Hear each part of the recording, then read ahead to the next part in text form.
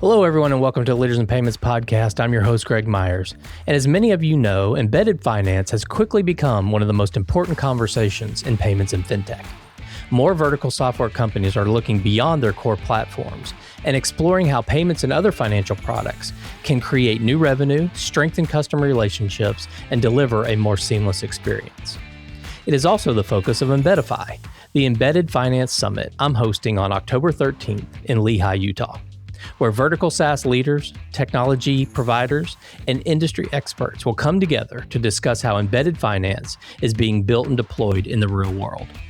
We'll be talking not only about payments, but also lending, banking, insurance, accounting, and payroll. You can learn more at embedify2026.com. As we lead up to the event, I'm talking with industry leaders who are helping software companies navigate the embedded finance opportunity. My first guest is Conn Byrne, the Executive Director, Integrated Payments at Payroc. So Conn, thank you so much for being here and welcome to the show. Thanks, Greg. It's great to be back. Thanks a million for having me. So before we get into the embedded finance conversation, give us a brief overview of your career and maybe how you found your way into payments.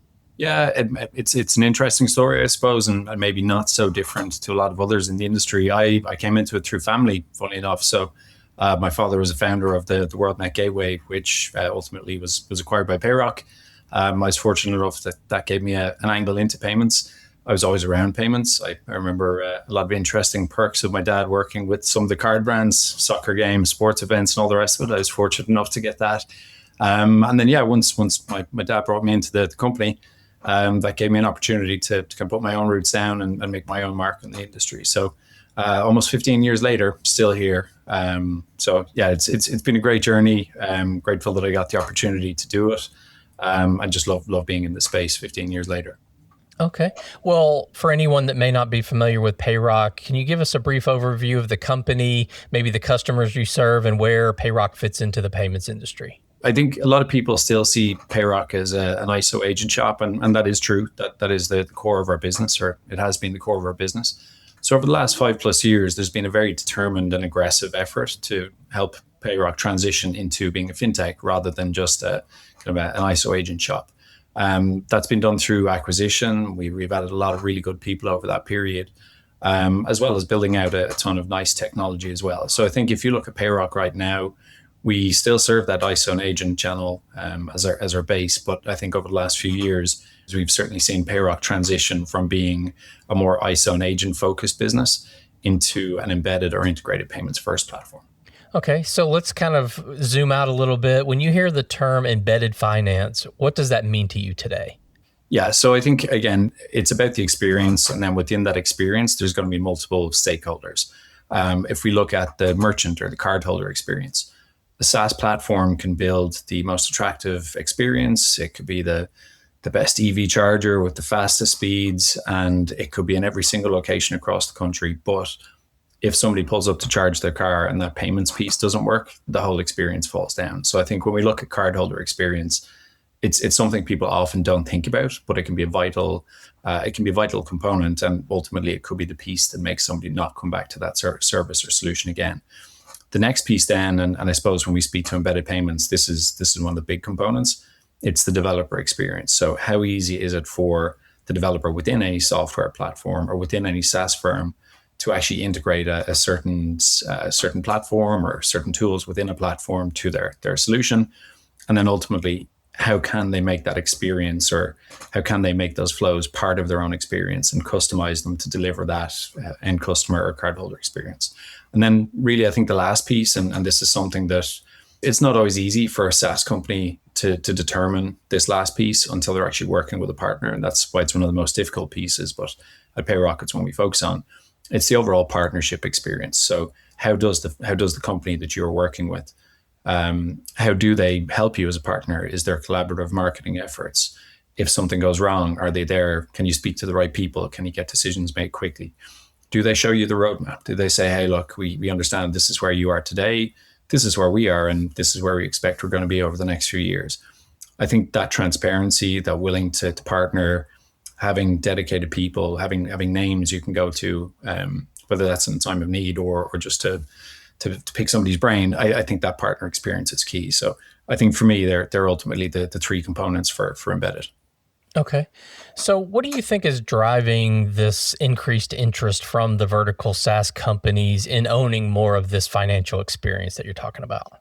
Yeah, I'd love to. I'd love to just say it's not money, but ultimately it probably is. It probably is money that drives it, but there's reasons for that. So, if you look across SaaS verticals, you're going to see a lot of these where private equity has really picked up in the last few years. And if a private equity firm acquires or invests in a SaaS company, one of the biggest things they're going to want to see is, okay, how quickly can I make a return on my investment? Looking at somebody that has either an existing book of payments that they can monetize, or even better, potentially a customer base that they aren't monetizing, that's probably one of the quickest ways for a PE firm to start turning over and making money on their investment.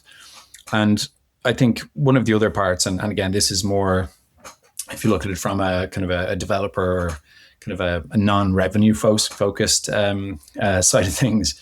If I'm a passionate technologist and I build a software platform, I want to own and I want to control as much of the experience as I possibly can. So outside the revenue, if I can actually work with a platform that allows me to control everything, it allows me to control the experience, it allows me to customize or white label, that allows me to deliver on that vision or on that dream that I have as a technologist. And that's really a big piece of embedded payments. Okay. Well, why do you think embedded payments tends to always be the first financial product that these software companies add? It's probably the least daunting, I would think, because both the people designing and building these SaaS companies or scaling SaaS companies and their end customers, they use embedded payments or integrated payments on a daily basis throughout their life, whether that's at their phone, at a point of sale, at a kiosk. So I think it's one of the embedded finance tools that people are just most familiar with. There's also a ton of different options, and it's a really mature space. So it's very easy, especially with AI, to throw in your hopes and dreams, and then it will come back with a few partners that make sense. And then once you get in there, again, it goes back to that developer experience. Most modern platforms like ours, we aim to make it as easy as possible to actually integrate and get you up and running as quickly as possible. And that can be now in days instead of hours and weeks. So again, I think that's it. And then also with software companies, it's expensive. So it's expensive to build a platform. It's expensive to maintain a platform. If you can integrate payments quickly and start to monetize from day one, that means you've got some revenue coming in. And it also allows you maybe to undercut. So if you have SaaS fees, you do not charge those SaaS fees, you're going to make up the rest of it on the payments processing side. And again, it becomes that valuable revenue stream pretty quickly. So I've read research, and I'm sure you have as well, that 75-80% of vertical SaaS companies have already embedded payments in some way, shape, or form. So that still leaves, a big segment of the market that hasn't. So what signals tell a software company that they're ready to embed payments? Yeah, it's a really good question. And maybe I'm a bit biased, but my kind of, I don't know, my feeling is if you have payments volume, or if you have volume that could be payments volume, or if you have a client base that could allow you to monetize payments, that really is, any of those people should be integrating payments as soon as possible. And again, I think embedded payments or integrated payments, at this stage, there's so many different flavors to that. A simple referral integration. So you integrate, you refer leads across to your partner. You don't need to become a payments expert to do that, and you can start generating revenue straight away. So I think for me, it really is something where no matter what stage of the business you're at, whether you're a startup or you've been doing this for 15 years and just haven't done it yet, I would honestly think that everybody should be looking at this. And if it was me, it would take a very, very good reason to not look at integrated payments or embedded payments of some flavor. So I know you're out there having conversations, every day with these vertical SaaS companies. So can you walk us through how a software company's payment strategy typically evolves over time? Yeah, so I think it's one of these things where sometimes people can overthink it, and they may try to get too aggressive from the start and take on too much. And again, that becomes, it's the juice is not worth the squeeze. I think for me, the most successful integrated partners that we see, these are the ones that really think about it and they actually plan for the future. So whether they're a small startup that's looking 5 years ahead, it's kind of a growth phase ISV that's, I don't know, they've got some kind of experience and they're really looking to nail it over the next few years. The most successful partners are the ones that look at where they're at, they look at where their customers are at, and they try to plan for the future, and they try to build with the partner that will be able to help them as they expand. Okay. So what do you think that vertical SaaS companies should look for in an embedded payments partner? I know you mentioned that as one of the three important things is kind of who and how you partner. So what should they be looking for in a good embedded payments partner? Yeah, and I think again, going back to some of those things, it's the overall experience to actually integrate with the platform, but it's also that partnership approach and transparency. So I think I just mentioned there that the most successful partners are the ones that understand where they are at today, where they need to go, and also where their payments partners and any fintech partner, honestly, where they are today and what their roadmap looks like. So I think trying to think beyond, oh wow, these guys promised me a rate that looks absolutely amazing. That's not the be all and end all. Rates are important. If you're trying to monetize, that's great, but you do need to think about those other components. And again, not just for today. Don't get short sighted by, okay, I just need this today. You need to think about what you need today, but ultimately it's what you need in the next 2-3 years and how a partner can actually meet those needs. That's what actually makes an integrated payments or an embedded payments process an effective and successful one. Okay. So I'm going to use an analogy here. It might be a bad one, but let's say the vertical SaaS company and the software partner, they have this marriage. They're now together. The integration has happened. The marriage has happened. What makes that relationship strong after the integration is already complete? Yeah, and I think what makes it strongest is that it's still there after. So if you integrate a platform, the partner you work with is they're all over you through that initial process. They meet your needs. Maybe the developer experience is great. They'll go to market is great. But if that's it, if they leave you to your own devices with their platform and let you go and just do whatever it is in terms of your strategy, I think it's kind of a pain point that we see from some of the integrated partners we work with. And it's one of these things where it's actually bearable for quite a while, but it gets to a point there where you actually need something specific from a partner and they're either non-existent or you just don't, you're not even a blip on their radar. I think having a partner that understands your needs and understands really the verticals that you're operating in, and again, that's something we spend a lot of time focusing on, the verticals where our platform makes sense and where we can actually cater to partners. So I think understanding, am I the only player in this space? Are my needs completely different to this payments partner? As their roadmap changes, as their solution set changes, does it suit me? All of these things are going to lead to a more successful partnership. And I think one of the things that Payroc really focuses on, and this is across our ISO channel, our agent channel, direct channels, integrated channels, that partnership piece. I just can't state enough the amount of times we've had partners where they just say, you don't know how good it is to be able to speak to somebody at the end of the phone when I need you. That human touch, that access to humans when needed. We don't think you always need to speak to a human. Most people don't want to speak to a human. That's what COVID taught us. But if you do need a human, there is a human there. You know who that person is, and you can reach out to them as an escalation point or just in your general day to day. So I think they're the key things for me, honestly, Greg. Yeah. So, we've been talking about the ecosystem at a larger kind of view. Let's dive into what Payroc does specifically. So where does Payroc fit within the embedded payments ecosystem, specifically as we think about vertical SaaS? Yeah, so I think for vertical SaaS, it's something that we really specialize in, and it's something that we've absolutely targeted over the last few years. So we tend to match our solutions with certain verticals where we know we can be successful and where we know that the tooling that we have and the systems we have can be effective. And then once we've kind of proven a model, we'll tend to look at kind of complementary verticals and kind of move that way. So I think by doing that, it allows us to just be really focused in terms of building out the platform and making sure that we're meeting the needs of our partners. It's not to say that you can't just come to Payroc from whatever, some random vertical we don't specialize in. But I think the deeper we go into these very focused verticals for embedded payments, the more the platform grows, and it tends to have knock on for others.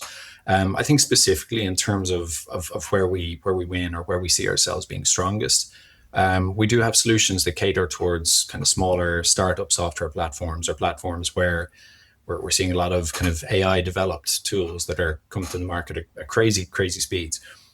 We've got solutions that can cater towards that. We've got a developer experience that is going to be fully automated and cater towards those partners and allow them to get through the process really quickly.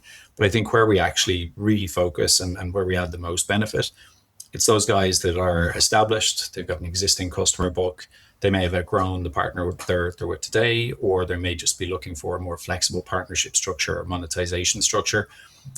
Those guys that are looking to take advantage of what they have today and then grow into the future, maybe they've taken on a funding round and they're getting ready for some massive growth and they want to restructure and make sure they have a partner that they can kind of set and forget for the next few years. That's really where we're going to be stronger. So I think we've got a lot of solutions for very complex partners. My engineers hate when I say this, but the more complex a partner, the more suited Payroc platform can be in some cases.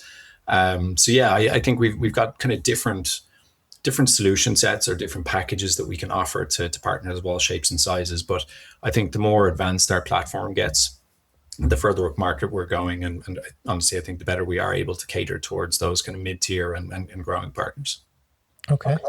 Well, once one of these software companies has successfully embedded payments and define that how you want as successfully, but once they've embedded payments, what do you think are the next financial products that are sort of that natural next product? I told you just before I got off or onto this, I was on a budget call, so I can define what a success looks like to my boss anyway. But I think honestly, from a payment standpoint, once you go past payments, I think the most logical next step that we're seeing, and again, it's something we will be supporting, lending seems to go hand in hand. The fact that, again, if you were to work through Payroc and Payroc Capital, we have access to the data for the merchants that have been boarded by a SaaS platform. So the ability for us to analyze that data and go, well, actually, yeah, you know what, 60% of your customer base could actually get a loan, and that loan could help them. Maybe it's buy more POS to expand their offering, or maybe it's more inventory, or maybe it's another location, whatever it may be. Because payment companies naturally have access to that data within their platform, lending is just that natural next step. And it takes out a lot of the complexity if the provider has access to the information, you're not going out to a bank and trying to prove your case as to who you are. So I think lending for me is the one that we see as a kind of an obvious next step. And then once you get into the lending space, you're probably looking at that whole banking ecosystem. So you're talking about checking accounts, debit accounts, the ability to kind of route funding from a Payroc merchant account, for example, to a Payroc bank account, and do that quicker with lower fees. So again, once you're in there, there's just a whole host of things that can kind of tack on. And I think our goal and where we are right now with the first phases of our Payroc Capital program, we're pushing out the lending, we're going to push out some of the banking, and then it's also going to go into things like payroll and some of those add-on services. So for a POS provider, very quickly, our ecosystem kind of ticks a lot of those boxes, like I mentioned earlier about scaling and future-proofing. If you can see that a partner not only does the embedded payments piece really well, not only looks after you as a partner, but they can actually help you provide other services through one single point of contact to your end customer base, that's just hugely valuable. So that's where we're seeing it. Others in the market are doing it very similar. So again, I'd expect that's what we're going to see over the next couple of years here. Okay. Well, what do you think will separate, when we'll call them embedded finance winners, from those that struggle over the next few years? It's a good question. I think there's probably a couple of answers to this. I mentioned earlier that we're seeing a huge influx of AI developed software platforms. So I think just naturally with that, there's going to be some winners, and there's going to be people that win really big because they can build a platform that competes with the monsters in any given vertical overnight, almost, it feels like. And then there's going to be losers. There's going to be platforms where they get built, they look really good, they do all that's needed, but they just don't have that kind of expansion past a handful of locations or merchants. So I think we're going to see a hell of a lot of that around the AI space. Outside of that, and again, I don't want to keep getting back to it, but if you pick a partner that does not do what you need and you build a strategy around it, especially for kind of a scaling or a growing software platform, every hour or every minute that your engineering team spends on a payments setup or on a payments integration, that's time they're not spending on your software, they're not spending on your customers. So the cost of actually integrating and kind of putting your eggs in the basket of one partner and that partnership being wrong, that could be a make or break. That could really be the success or failure of a software platform. So again, I think those partners that can kind of, or those embedded platforms that can kind of set back They can see very strategically where they want to be, and then they can pick the partner or partners. Like there's lots of cases where you need multiple, and pick those partners that help them grow and get them to the right position. They will, in my opinion, be the ones that are most successful. Okay, so one final question before we wrap up the show. So, Conn, as we look ahead to Embedify coming up in a couple of months, what is the one thing that you would want vertical SaaS leaders to understand about embedded payments and take away from this conversation we've had? Yeah, well, first up, Greg, we're delighted to be part of Embedify. We're really looking forward to that later on this year. It's probably going to be something similar to what I've said already. Don't underestimate the power that an embedded payments platform can make and the difference it can make. Like I said earlier with that EV charging example, you could have the most attractive looking EV charger. It could be the fastest charger on the market. You could have locations all over the country.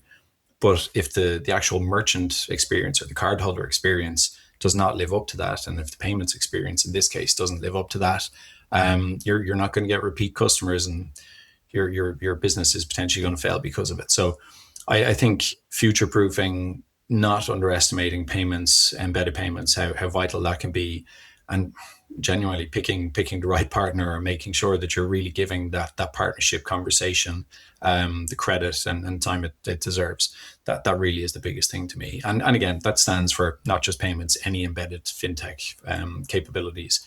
It has to be where you need to be in 3 years, 5 years time, not just where you are today. Okay, great. So, Conn, that's a great way to wrap up the show. Thank you so much for being here. I really appreciate your time. I know it's very valuable. So again, thank you so much for being on the show today. No, great talking to you as always, Greg. Really appreciate it. And to learn more about Embedify and to register to attend the event, visit embedify2026.com.